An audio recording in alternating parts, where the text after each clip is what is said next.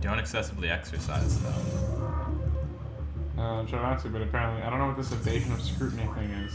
Does that have to do with getting too far away from your accessory? No, because then it would show a whole thing. I think it's walking behind certain people, maybe.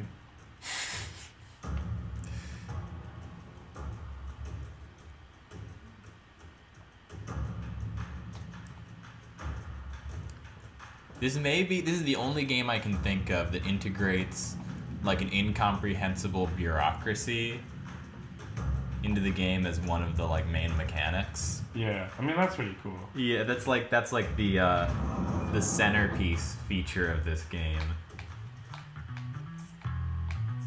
That it's full of arbitrary rules that you have no way of knowing.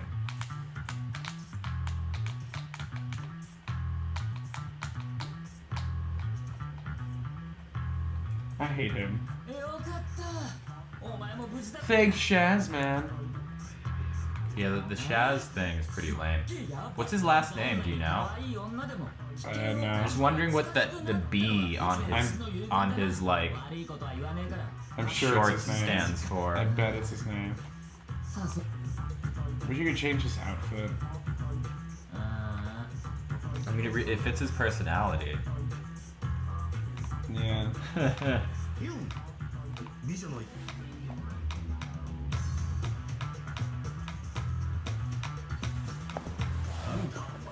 Oh, you know Carlos?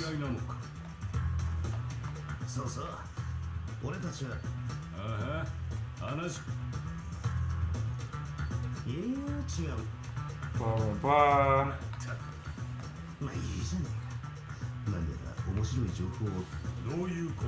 Basically,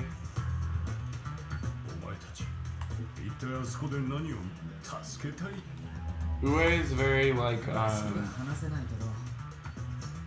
he's like the pragmatic, like you just gotta do the best for society or whatever kind of bro.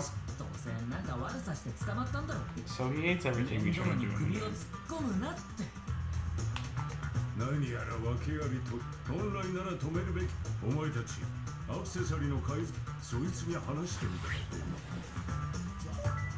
So now we gotta talk to Julien again. So we're like, oh, how do we get back into the cell garden without getting caught again? How do we save... Quite a rigmarole. Yeah, how do we save... As they say in the lady? biz. We need anime lady saving techniques. I'm sure Julien can help us. Oof, that frame rate when you're in this area is rough. Yeah.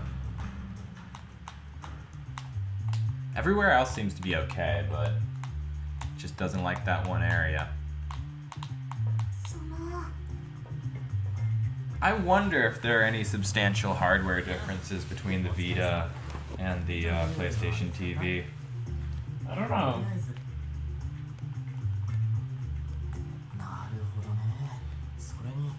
Naruhodo.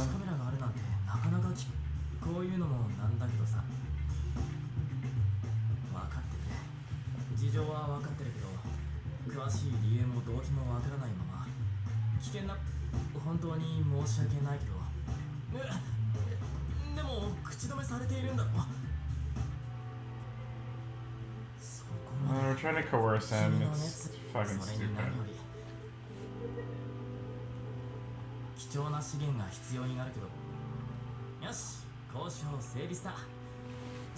Okay, now we can do an operation. Thank fucking God.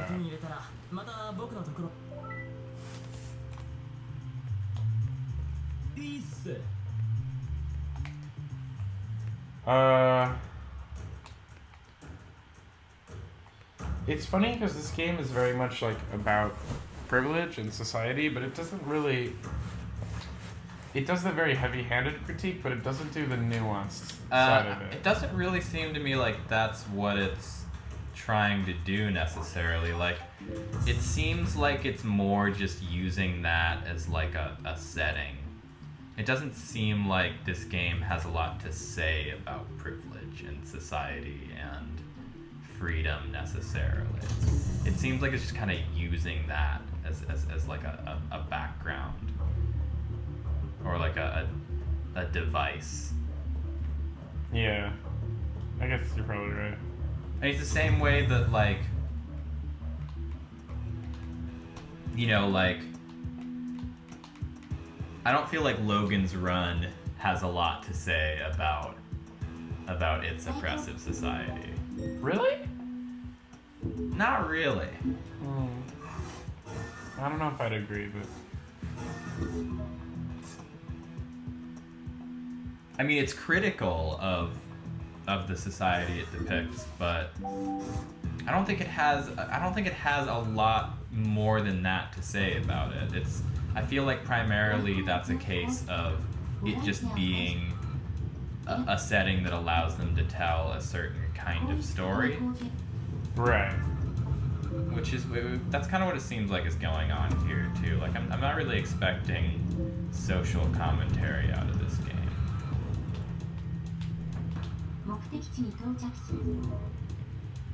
And honestly, like, it seems like in like sort of popular, like, mainstream Japanese, like, entertainment media in general, social commentary is not super common. Yeah. I guess so. Like, there's a ton of it. It's super common once you get to, like, just the level right below super populist stuff. Like, not necessarily even, like, independent films, but just, like, non-blockbuster films from Japan. Like, suddenly when you reach that level, it's like social commentary is like the order of the day then, but that just, like, disappears for the most part once you reach like more populist media. Right. Or at least that's something I've noticed. With, you know, some exceptions, but not a whole lot of them.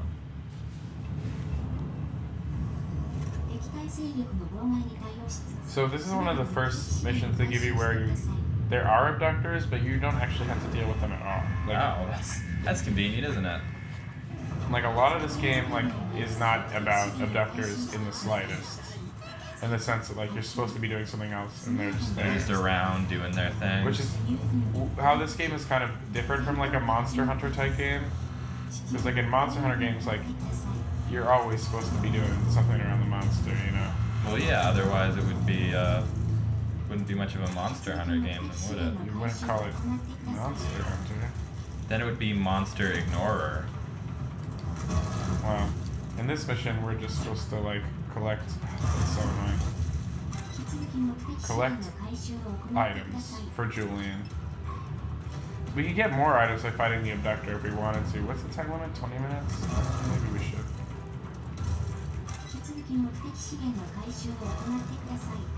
Graphics look pretty nice on this game. Yeah.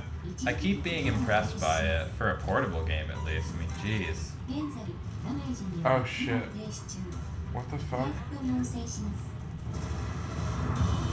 I mean, it looks good upscaled too, you know? I think this is actually the native resolution though. I think the Vita is doing 720p on the portable, I think.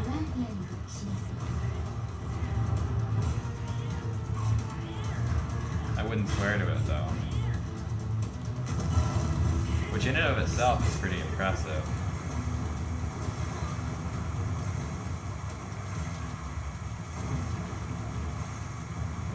This thing fucked with our accessory, so oh shit. We gotta take it out. I feel ya. Oh shit.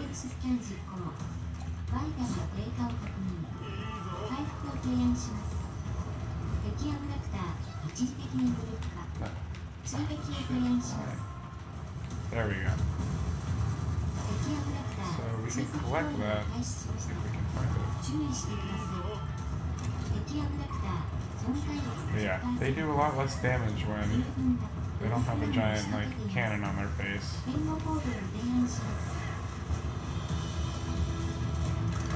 Is that... Yeah, we can get a bunch of items just sort of hanging out. Although that's not really what we're supposed to do.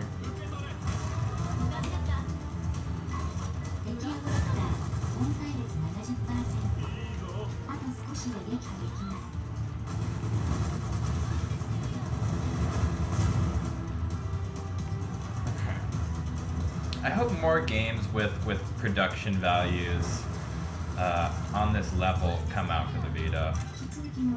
Yeah, that would be awesome.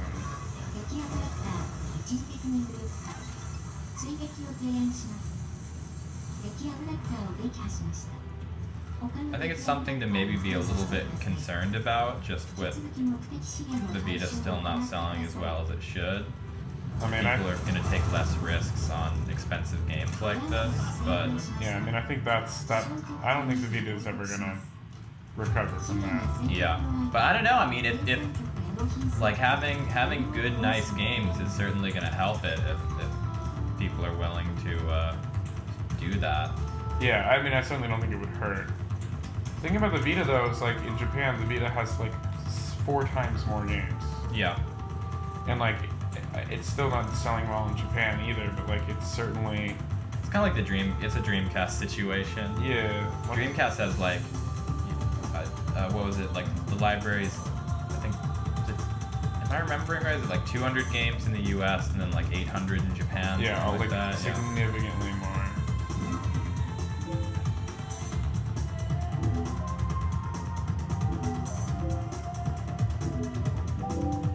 I mean, part of that, it's interesting though, because on the Dreamcast, a lot of those games are like visual novels and games that were definitely at that time seen as being games that were sort of only worked with a Japanese audience and were not marketable internationally. Yeah. And the Vita's getting those same kind of games, but like this time we're getting some of them in the US too, which is nice. I wish they'd localize more games, honestly, because there's some for the Vita I really want to play. Yeah. How do we get fast travel? I think there's a Vita version of Time Travelers. That's still something that Yeah, I really want to play. I don't think it would sell very well. Like there's like no gameplay.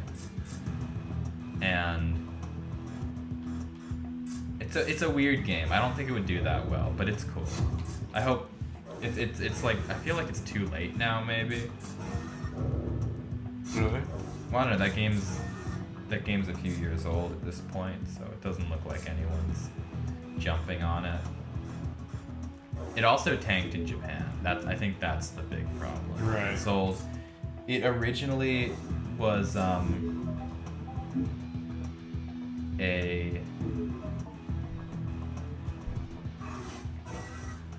think it originally was a DS game, and then it got a PSP release, and then it got a Vita release, and each subsequent release did worse than the last one. They kept re-releasing it in hopes that it would find an audience. Huh.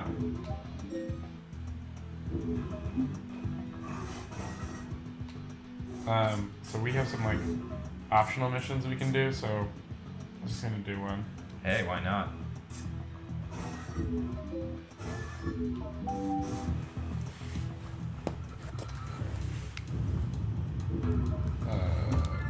Yeah.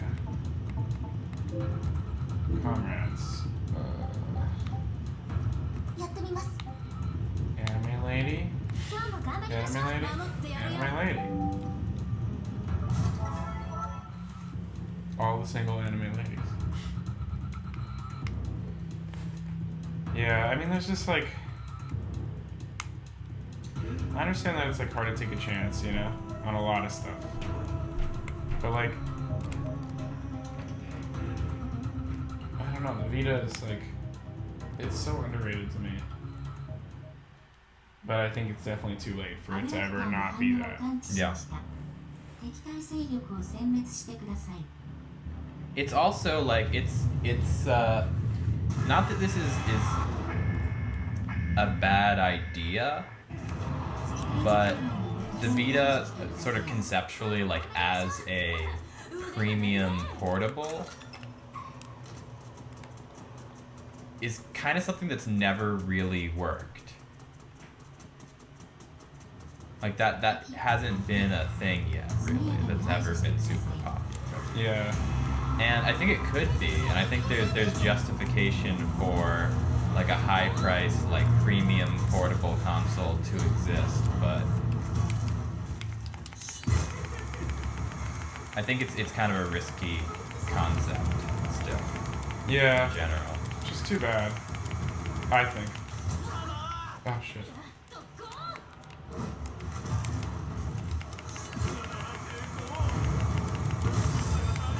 I don't know if we would need to kill this guy, but it's worth it just to get this like cash. Oh yeah.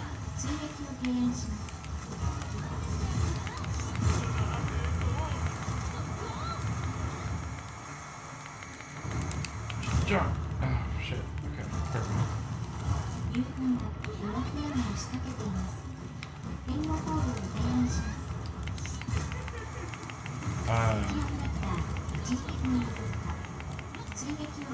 I don't know. I was a little surprised when they like announced that they were gonna even localize this game. To be honest. This one? Yeah.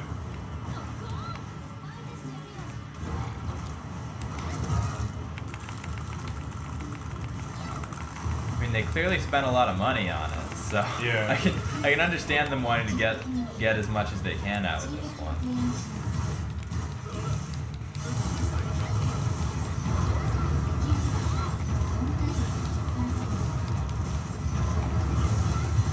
There's a lot of stuff that, even though there's a lot of stuff that, for the Vita that's not getting localized, there's a ton of things that I'm surprised to see here Oh yeah. that we do have. Like Virtue's Last Reward and the Danganronpa games, those are things that just a few years ago, like 5 years ago, we would not have here. I mean, I'm thankful every day that Virtue's Last Reward and 999 are games that I was able to play in English. Actually, wait, we did have 999 5 years ago, so I guess that's 5 years is too short, but 10 years ago those games would not. Games like that did not get localized ever. I guess maybe we have Phoenix Wright to thank for that. Phoenix Wright did a lot for visual novels. Yeah, in the that US. like did everything for visual novels in the US.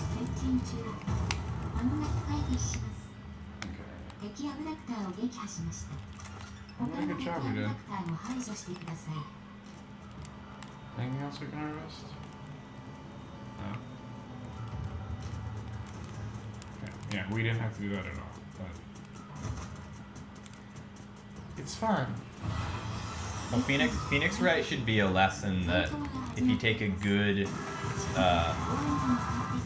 adventure game, visual novel style game, and you give it a really good localization, it pays off. Yeah, although the later Phoenix Wrights kind of suck. It's true, but I mean the ones that really got everybody into it, the early ones, I feel like a big part of why those games did well is the localization was really good and really fun to read. They clearly spent a lot of effort doing that shit. Like man, if they got the wrong person to translate those games could have been So bad. not nearly as good. And that happens today with a lot of visual novels. There's a lot of games that come out that just all the fun gets taken out by not necessarily an inaccurate translation, but a translation that's not so fun to read. Yeah. Oh shit.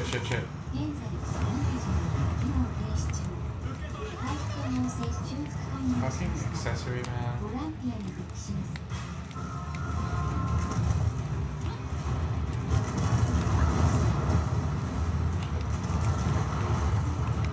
What?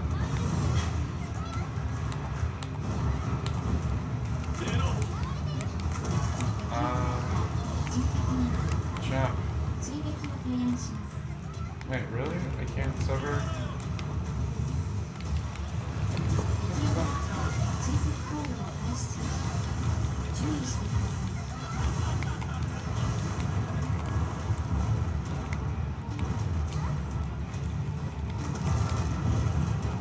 There we go.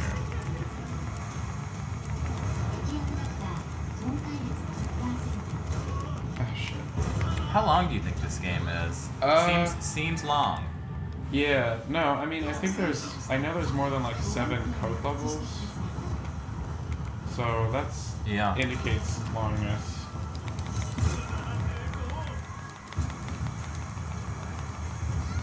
It's hard to say though. I wonder how long Knights of Nightmare is. Probably oppressively long. Yeah, maybe so. It could go either way because it doesn't have a lot of like story going on. The cutscenes are pretty short, and that's kind of nice. Yeah. Shit. Well, it's nice because they're not super interesting. Like if they were really great, then I wouldn't mind the cutscenes being longer. But whatever. Let's see.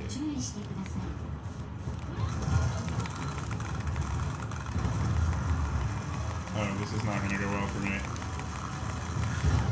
Yep.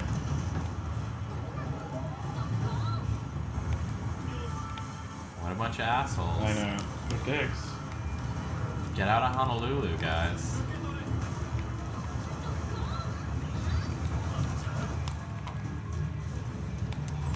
Can your accessory be injured? Oh yeah, and that's like earlier when it was like revive your accessory. Oh yeah, never mind. If you let your accessory like die, you are in trouble. I bet. Like it's something you really don't want to do. What happens? You lose your accessory. Oh really? Yeah. You just have to. You have to make a new one. Oh, that sucks. That would be harrowing. But you can also rescue them. I mean, it's like depends on what happens when your accessory gets killed. But has your accessory died in your game? I don't know.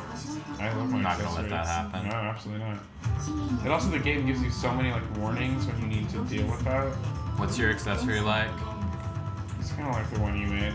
That's like cool. Graphical Vita, Fierce Lady. Anime cutie. Yeah, that's how I roll.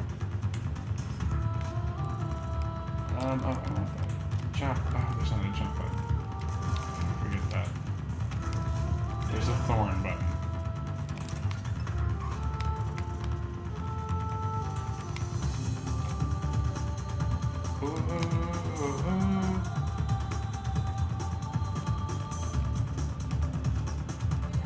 Oh. Not enough time. Hey. 5 stars?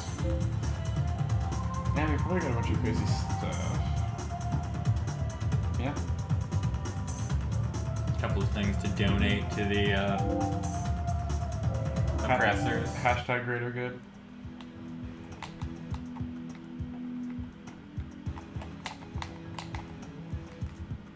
Yeah, this game doesn't start to get good until like code level like 3, 4. Seems like a bit of a slow burn. It is a slow burn. Oh, talk to her. Yeah, I'm ready for a break. Okay, let's do it. We've made some progress here. We've nightmared in the Panopticon. Uh-huh.